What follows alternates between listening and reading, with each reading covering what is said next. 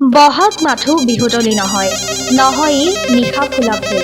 বহাগে আনি দিয়ে সমদল গতি, নেওচি জাতিকুল।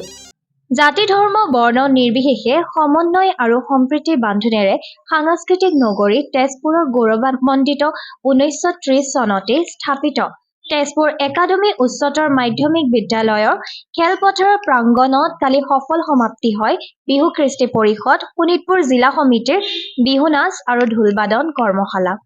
প্ৰয়াত গণশিল্পী ৰাজীৱ শদিয়া, বিহুৱা পুৰেণ দা, প্ৰাক্তন সভাপতি মোহন বৰা, শিল্পী মুকুল চুতীয়াৰ স্মৃতিত বিহু কৃষ্টি পৰিষদৰ কেন্দ্ৰীয় উপসভাপতি নৰহৰি চুতীয়াই একাডেমীৰ শ্বহীদ স্মৃতি বেদীত বন্তি প্ৰজ্বলন কৰি শুভাৰম্ভ কৰিলে সামৰণি দিনাৰ অনুষ্ঠান।